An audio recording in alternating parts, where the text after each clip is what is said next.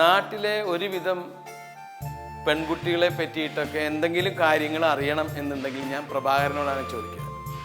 ഞാൻ ചോദിക്കും, പ്രഭാകരൻ, ആ പോകുന്ന ശ്യാമള എന്നല്ലേ ആ കുട്ടിയുടെ പേര്, അവളെങ്ങനെയുണ്ട്? പ്രഭാകരൻ ഒന്ന് ആലോചിച്ച് ചുവട്ടിലേക്കിടെ പെൻസിലെടുത്ത് താഴെ ഒന്ന് കുറിച്ച് പ്രഭാകരൻ പറയും, സ്വല്പം കുഴപ്പമാണ്. അപ്പം ഞാൻ പറയും, അങ്ങനെ കുഴപ്പമാണോ? അല്ല, ചരിത്രമുണ്ട്.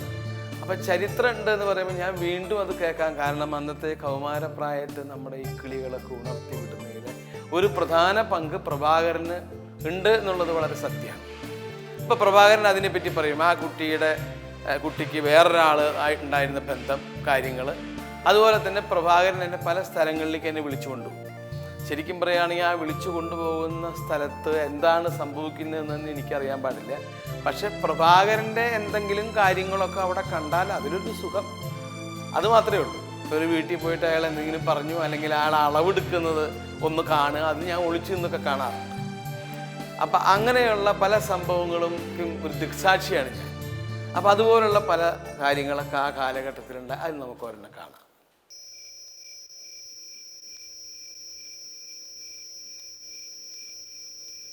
പ്രഭാരേട്ടാ, വല്ല കുഴപ്പമുണ്ടാവോ? എന്തു കുഴപ്പം? എപ്പോൾ നോക്കിയാലും ഈ ഒരു വാക്ക് നിന്റെ വായിന്ന് വരൂ. നിനക്ക് അത്ര പേടിയാണ്, നീ വീടിൻ്റെ പുറത്ത് നിന്നാൽ മതി. ഞാൻ അകത്തുപോയി വിലാസനിക്കത് കൊടുത്ത് ഞങ്ങൾ തമ്മിൽ കുറച്ച് കാര്യങ്ങളൊക്കെ സംസാരിച്ച് ഞാനുടനെ അങ്ങ് തിരിച്ചു വരും. ഇതെന്താ പ്രഭാരേട്ടാ? എടാ, ഇത് അവൾക്ക് കൊടുക്കാനുള്ള ബ്ലൗസാ. ബ്ലൗസോ? ഞാനിങ്ങനെ മിക്കപ്പോഴൊക്കെ ചെല്ലുമ്പോൾ അവൾക്ക് എന്തെങ്കിലും സമ്മാനമൊക്കെ കൊടുക്കും. നീ കണ്ടിട്ടില്ലേ വിലാസിനെ? ആ, കണ്ടിട്ടുണ്ട്, കടയിൽ വന്നപ്പോൾ. അപ്പോൾ ചേട്ടൻ ഇത് ആദ്യമായിട്ടല്ലേ ഈ പെണ്ണിൻ്റെ വീട്ടിൽ പോണത്? ആദ്യമായിട്ടാ. എടാ, അവൾ എപ്പോഴൊക്കെ വിളിക്കോ അപ്പോഴൊക്കെ ഞാൻ വരും. നീ ഇവിടെ നിന്നോ, ഞാനിപ്പോൾ വരാം.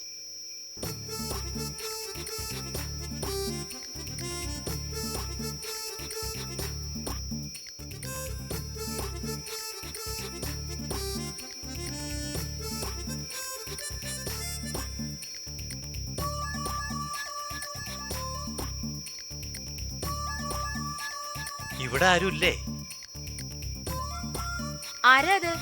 ഞാനാ, പ്രഭാകരനാ. ദാ കുളിച്ചോണ്ടിരിക്കുക, ഇപ്പൊ വരാം.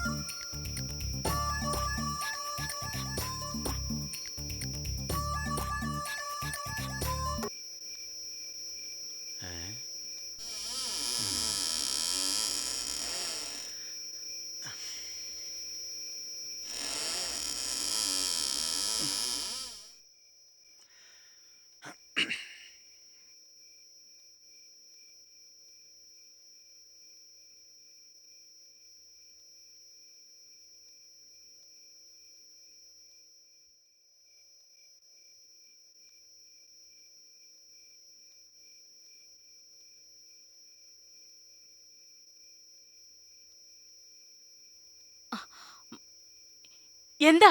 അല്ല അല്ല അത് പിന്നെ എന്തിനാ താൻ വീട്ടിനകത്ത് കയറിയത്? തന്നോട് പുറത്തു നിൽക്കാനല്ലേ പറഞ്ഞത്? അല്ല, ഇത് തരാൻ വന്നതാ. എന്താ ഇത്? ബ്ലൗസ്. ഇന്നലെയല്ലേ ഞാൻ തനിക്ക് തയ്ക്കാൻ തന്നത്? അതെ. ഒരാഴ്ച കഴിഞ്ഞ് വരാനല്ലേ താൻ പറഞ്ഞിരുന്നത്? അതെ.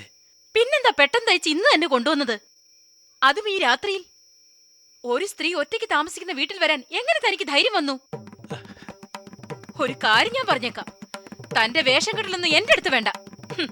പാട്ടും ഗാനമേളയൊക്കെ അങ്ങ് കടയിൽ വെച്ചാ മതി. ഈ വിലാസിനെ തനിക്ക് ശരിക്കും അറിയില്ല. വിലാസിനെ ഒച്ച വെക്കല്ലേ, ഞാനിപ്പോ പൊക്കോളാം. താൻ എന്താ ഈ വിലാസിനെ പറ്റി കരുതിയത്? കാര്യം ശരി, കടയിൽ വെച്ച് കാണുമ്പോഴും വഴിയിൽ വെച്ച് കാണുമ്പോഴും വല്ലപ്പോഴും ചിരിക്കുകയും മിണ്ടുകയും ചെയ്യുന്നു കരുതി? വേണമെങ്കിൽ കാലുടിക്കാം, ദയവ് ഇത് നാറ്റിക്കരുത്. ഞാനുടനെ പൊക്കോളാം. മേലൽ ഈ പടിക്കകത്ത് കയറി പോരുത്. തയ്ക്കാൻ കടയിൽ കൊണ്ട് തന്നിട്ടുണ്ടെങ്കിൽ അത് ഞാൻ കടയിൽ വന്ന് വാങ്ങിക്കും. അറിയാലോ തനിക്ക്. ഓ, അറിയാം. എന്റെ പൊന്നു വിലാസിനി, ഒന്ന് പതുക്കെ പറ. ആരോടാ തന്റെ പൊന്നു വിലാസിനി? അല്ല, വെറും വിലാസിനി. മിണ്ടിപ്പോരുത്. ഇറങ്ങണോ വീട്ടിന്ന്? എടാ ഇറങ്ങാൻ. അത് തന്നോടല്ലേ പറഞ്ഞത് ഇറങ്ങാൻ? ഞാൻ ഇറങ്ങണത് പിടിച്ചോ. താനോട് നിന്നേ. തനിക്ക് തുന്നക്കൂലി വേണ്ടേ? അത് ഞാൻ പിന്നെ വാങ്ങിച്ചോളാം. മേലാൽ ഈ കാര്യം പറഞ്ഞു വന്നാൽ അറിയാലോ വിലാസിനി ഇടഞ്ഞാൽ. അറിയാം. എന്റെ പൊന്നോ, ഇനി ജീവിതത്തിൽ വരൂല. നീ അവിടെ തന്നെ നിൽക്കാറുന്നല്ലേ? അതെ. എന്താ പ്രഭാരേട്ടാ? ഏയ്, ഒന്നുമില്ല. നീ വാ. വിലാസിനി ചേച്ചി ആള് വിചാരിച്ച പോലെ അല്ല, അല്ലേ പ്രഭാരേട്ടാ?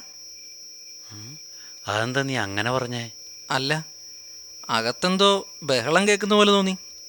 എന്ത് ബഹളം? നീ അവിടെ തന്നെ നിൽക്കായിരുന്നോ? അതെ. അപ്പോൾ ചിലപ്പോൾ നിനക്ക് തോന്നിയതായിരിക്കും. അല്ലെന്ന്, സ്വഭാവം മാറുമെന്നോ മേലിത് ആവർത്തിക്കരുതെന്നോ എന്തൊക്കെയോ പറയുന്നത് കേട്ടു. അത് നീ കേട്ടാ? ആ, നിന്നെ കൊണ്ടൊന്നും അവൾക്ക് ഇഷ്ടപ്പെട്ടില്ല, അത് തന്നെ കാര്യം. അതുകൊണ്ട് അതുകൊണ്ടെന്താ, അവളേക്കാൾ വലുത് എനിക്ക് നീയാ.